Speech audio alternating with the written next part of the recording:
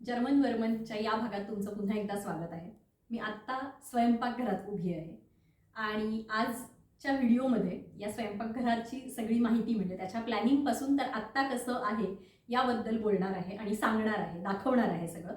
एका मैत्रिणींनी ही खास रिक्वेस्ट केली होती आणि शिवाय हा अत्यंत आवडता विषय आहे माझ्यासाठीही. त्यामुळे आजची सुरुवात याच्या प्लॅनिंग किंवा सुरुवात कशी असते तिथपासनं. तर कुठेही जेव्हा घर नवीन घेतो आपण, घर किंवा फ्लॅट जे काय असेल ते, तेव्हा किचन प्लॅनिंग हे पूर्ण आपल्याला करायचं असतं. त्याच्यामुळे किचन स्टुडिओज असतात, काही फर्निचर हाऊसेस असतात, त्यांच्याकडे जाऊन आपण त्यांच्यासोबत हे प्लॅनिंग करू शकतो.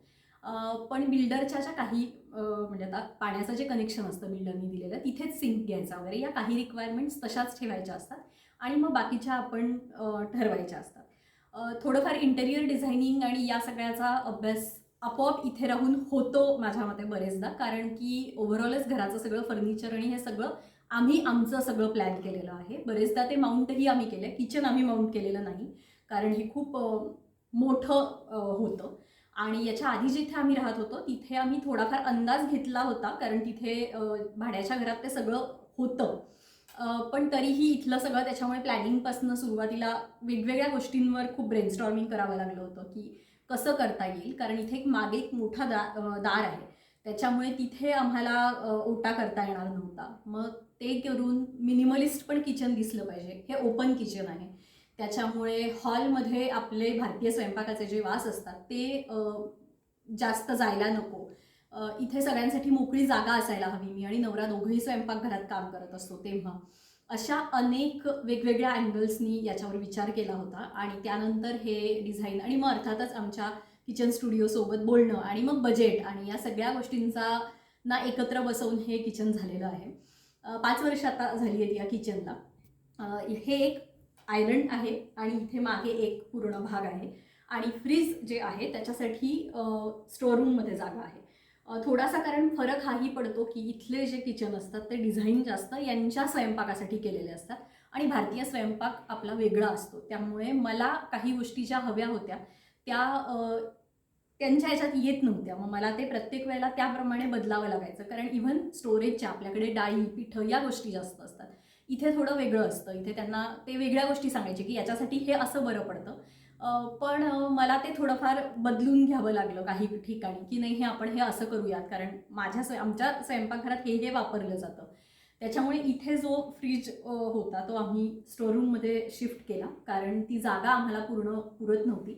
तर आता इथून जर आपण सुरुवात केली, हा जो भाग आहे पूर्ण, इथे एक मला इथल्या ओट्यांचं आणि याचं खूप आवडतं की हे थोडे ओटे उंच असतात. म्हणजे निदान मी तरी भारतात जिथे जे काही 3-4 घरं अनुभवली आहेत स्वयंपाकघरं त्याप्रमाणे, आणि पोळ्या करण्यासाठी खूप सोयीचा मला ही उंची वाटते. आणि इथे तुमच्या उंचीनुसारही ते काही वेळेला सांगतात की आता आम्ही मॉडरेट उंचीचे आहोत दोघंही, याच्यापेक्षा जास्त उंचीचे कोणी असतील तर अजून थोडे उंच ते करून देतात, जेणेकरून ते एर्गोनॉमिक सगळं होतं म्हणून.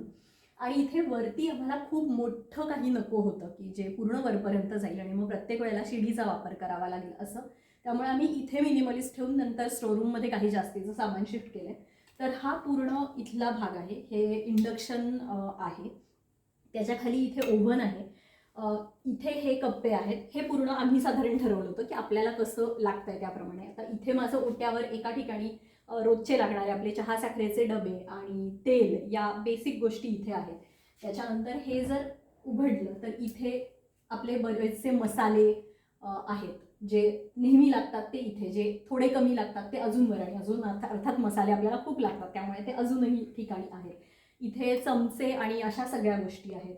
इथे माझी रोजची लागणारी भांडी आहेत, जे कढया असतात आपल्या, जे मुख्य स्वयंपाकासाठी लागतात ते. त्याच्यानंतर एका मोठ्या ह्याच्यात पॅन, सगळे पॅन तवे इत्यादी या सगळ्या गोष्टी आहेत. हे इथे आहे. हा एक खूप महत्त्वाचा फॅक्टर येतो चिमणीचा भारतीय स्वयंपाकघर म्हणून, कारण इथलं तर हा महत्त्वाचा भाग याच्यासाठी आहे एक की आपल्या फोडण्या आणि या सगळ्यांचे तवंग येतो सगळीकडे, हा एक फॅक्टर. आणि त्यातून ओपन किचन, त्याच्यामुळे तिथे हॉलमध्ये ते जास्त जायला नको. आणि इथल्या हवामानामुळे अनेक वेळा खिडक्या पूर्ण बंद असतात. आपल्याकडे जितक्या सहज व्हेंटिलेशन होऊ शकतं तेवढं इथे होत नाही. आणि त्या दृष्टीने आम्ही ही एका खास वेगळ्या कंपनीची, ज्यांची सगळ्यात चांगली आहे त्याच्यावर म्हणजे ही इन्व्हेस्टमेंट वाटते. याच्यात वरती कोळसा आहे आणि तो कोळसा आपण बदलू शकतो अशी त्याच्यात व्यवस्था आहे. कारण हे इथल्या इथेच आहे, म्हणजे आम्ही हे बाहेर करू शकत नाही तशा बिल्डरच्या रिक्वायरमेंटप्रमाणे. नंतर हे इथे ओव्हन आहे आणि इथे पुन्हा वेगवेगळ्या भांड्यांसाठीची जागा आहे. इथे सिंक आहे, सिंकच्या खाली कचऱ्यासाठीची जागा आणि तिथेच मग बाकीचे त्यातले हे ठेवता येतील असं आहे. त्यानंतर इथे बाकीचे, आता इथे मिक्सर या मधल्या जागेत आहे. इथे माझ्या डोक्यात थोडीशी वेगळी कल्पना होती करण्यासाठी, पण तेच होतं की बिल्डरनी कसे कनेक्शन्स ऑलरेडी दिलेले आहेत त्याप्रमाणे काही गोष्टी आम्हाला ॲडजस्ट कराव्या लागल्या आणि मग आम्ही त्याप्रमाणे ते बदलून घेतलं. आणि हे आहे आता आयलंड पूर्ण, की जिथे कॉफी मशीन आहे, फळं ठेवलेली आहेत आणि बाकी जनरल इथे सामान असतं. कधी कधी मित्रमैत्रिणी आल्यानंतर इथे गप्पाही मारल्या जातात. इथे सगळं चिरणं आणि या सगळी पूर्वतयारी जी असते स्वयंपाकाची तीही इथे होऊ शकते. त्याच्यामुळे बेकिंग करते पण मी बरेचदा, तर तेव्हा ही मोठी जागा खूप सोयीची आहे. त्याच्यानंतर इथे हे मोठे कप्पे आहेत आणि याचा सगळ्यात मोठा फायदा असा की जेवढे छोटे कप्पे करू तेवढे त्यातल्या प्रत्येक मधल्या ह्याच्यातही ती जागा अजून वाया जाऊ शकते, म्हणून हे मोठे केले होते इथे. आणि इथे या सगळ्या आपल्या डाळी, पीठ हे सगळे प्रकार आहेत सगळ्याच्यात. आणि मी मराठीत लिहिलेलं आहे सगळीकडे, देवनागरीत लिहिलेलं आहे. त्याच्यानंतर इथे अजून हे आहे आणि मग त्याच्यात पुन्हा सॉर्ट करण्यासाठी म्हणून मी सहसा असे काही पार्ट्स वापरलेत की जेणेकरून मोठ्या ह्याच्यातही मला बरोबर पास्ता एका बाजूला, स्नॅक्स एका बाजूला, बेकिंगचं सामान सगळं एका ह्याच्यात असं ते नीट सॉर्ट करता आलेलं आहे. तसेच इकडे पुन्हा आहेत आणि त्या बाजूचंही दाखवायचं आहे, कारण तिकडे हे जे आयलंड आहे हे 100 सेंटीमीटरचं आहे आणि या बाजूला 60 आणि या बाजूला 30, 35, 95 आहे माझ्यामध्ये. तर ही इथे जी जागा आहे ही इकेया आम्ही म्हणतो इथे, तर आयकियामधनं घेतलेली एक रॅक आहे ज्याच्यात आपले कांदे, बटाटे, लसूण, ब्रेड, अंडी ह्या रोजच्या गोष्टीही राहतात. आणि आता मी इकडचं दाखवते, कारण या बाजूला इकडे पुन्हा थोडी जी जागा आहे, कारण इकडे डायनिंग टेबल आहे, तर त्याच्यामुळे बरोबर इथे सगळ्या ताटल्या, वाट्या हे सगळं ठेवता येईल अशी जागा आहे, जेणेकरून हे आपण इथल्या इथे घेऊ शकतो. त्याचबरोबर या बाजूलाचे जेवढ्या मला जास्तीच्या ज्या गोष्टी आहेत किंवा इडली स्टँड वगैरे जे मला आठवड्यातनं एकदा लागतं ते माझं काही इकडच्या सगळ्या सामानात आहे. तर इथे जर बघितलं तर थोडासा इकडे घेऊ शकतोस तू. इथे सगळ्या वाट्या, ताटल्या, रोजच्या लागणाऱ्या आणि मग ज्या नेहमी लागत नाहीत असं स्टीलचं काही काही सामान मी भारतातनं घेऊन आलेले आहे ते सामान थोडंसं खाली आहे आणि हे इथल्या इथे डायनिंग टेबलवर घेण्यासाठी खूप सोयीचं आहे. त्याच्यामुळे तसंच एक हे इकडच्या बाजूला पण आहे.